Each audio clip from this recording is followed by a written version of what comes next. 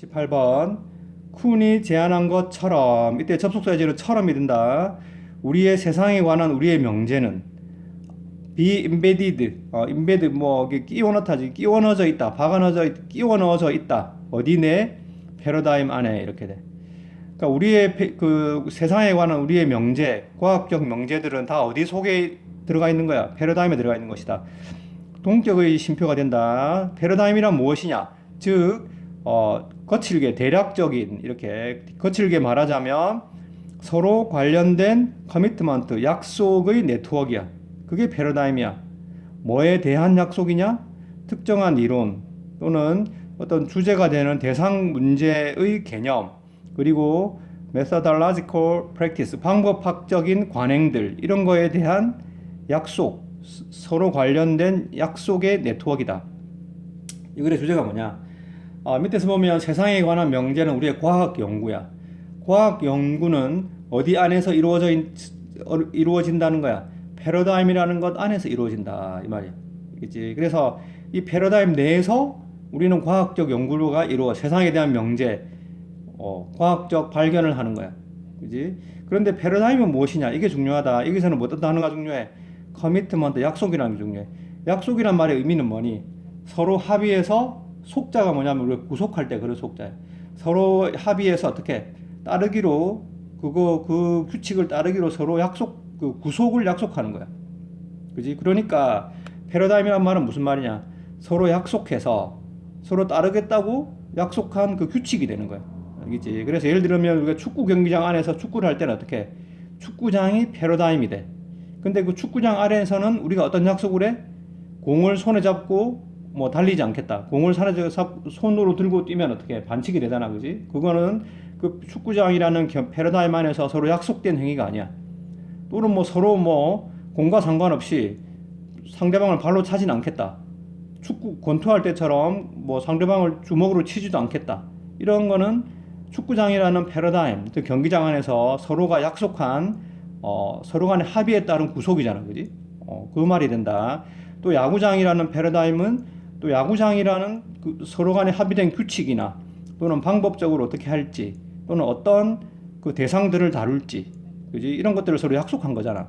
과학도 마찬가지야. 과학이라는 패러다임 안에서 우리가 어떤 걸 연구하고 어떤 대상을 연구하며 어떤 방법으로 연구할 것인지를 서로 약속한 거야.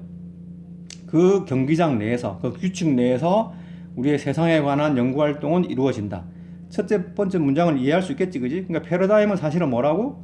서로 간의 약속, 합의한 구속이야. 그치? 따르겠다고 합의한 구속이 된다.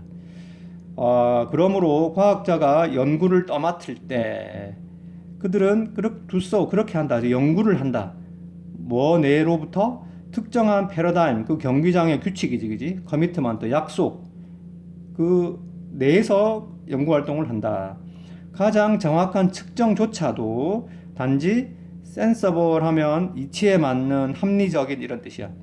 그러니까 여기서 이거랑 구별할 형용사가 센서티브야. 센서티브는 예민한 이런 뜻이지, 그지? 그래서 어원이 같지만 다른 형용사라는 걸 꼭 기억하도록 해라. 가장 정확한 측정들도 단지 합리적이다, 이치에 맞는다. 그 패러다임, 그 규칙, 그 약속 내에서 이루어져야만 합리적이 된다. 예를 들면 마이크로스코프, 현미경 안을 들여다보는 것, 이때 루그 명사로 쓰였다. 너에게 아무것도 말해주지 않는다. unless 접속사로 만약 뭐뭐 하지 않는다면이지. 너가 이미 be informed 수동태야. 알고 있지 않다면, 알려져 있지 않다면, 이렇게. 원래 inform의 뜻은 알려주다야. 그러니까 BPP 수동태는 뭐냐? 이렇게 알림을 받다, 즉 알고 있다 뜻이 돼. 알고 있지 않다면 뭐에 대해서? 그 도구의 속성, 그리고 너가 무엇을 보고 있어야 하는지. 여기 be supposed to는 뭐뭐 해야 한다, 뭐뭐 할 예정이다 이런 뜻인데, 뭐 여기는 해야 한다 뜻으로 해석하면 되겠다. 무엇을 너가 들여다봐야 하는지에 대해서 알고 있지 않다면, 즉 여기서는 뭐가 돼? 우리가 현미경은 우리 과학 연구의 방법, 도구가 되겠지, 그지? 방법이야. 그러니까 그 현미경을 이용해 현미경이라는 방법으로 뭔가 연구를 할 때 패러다임, 커미트먼트, 우리가 정한 약속이 있어. 그 도구는 어떤 속성을 가지며 그 도구로 무엇을 바라봐야 하는지, 이게 패러다임, 그 경기장 내의 규칙이잖아, 그지?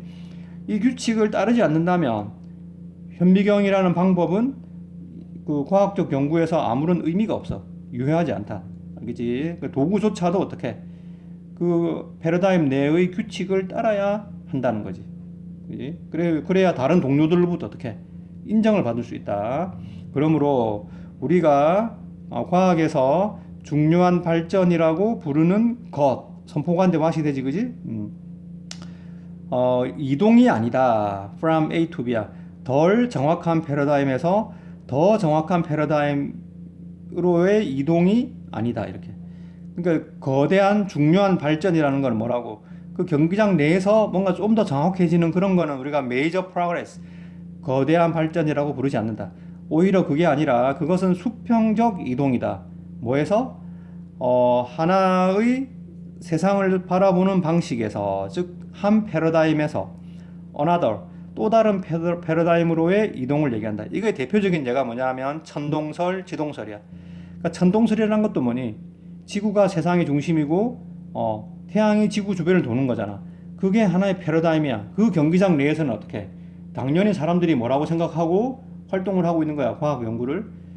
태양이 지구를 돈다라는 그런 커미트먼트, 약속을 가지고서 어떻게? 연구를 해나가고 있었다는 거예요. 천동설이야. 근데 갑자기 코페르니쿠스가 지동설을 가지고 나왔다.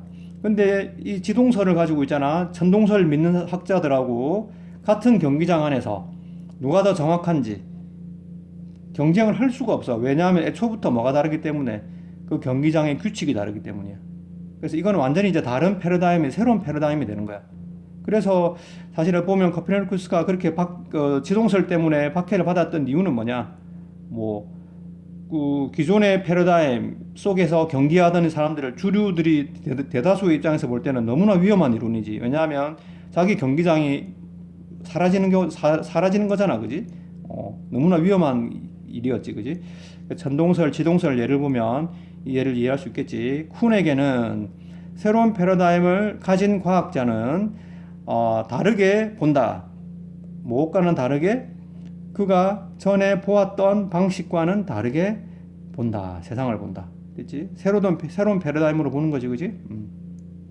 그래서 요 앞에 요 말이 첫 번째 문장이 좀 이해하기 어렵지만 쌤이 얘기한 대로 이해하면 되겠다. 패러다임이란 건 과학자들이 과학 연구를 해나가는 경기장이고, 그 경기장 내에서는 뭐냐? 서로 합의해서 지켜야 할 규칙 같은 것들이 있어. 그게 뭐냐면 약속, 이런 것들에 대한 약속이야. 근데 완전히 과학에서 중요한 발전이 일어난다는 건 새로운 규칙을 가진 새로운 경기장이 탄생하는 거야. 그게 과학에서의 발전이다. 거대한 중요한 발전이다. 됐지? 그걸 우리가 수평적 이동이라고 했다.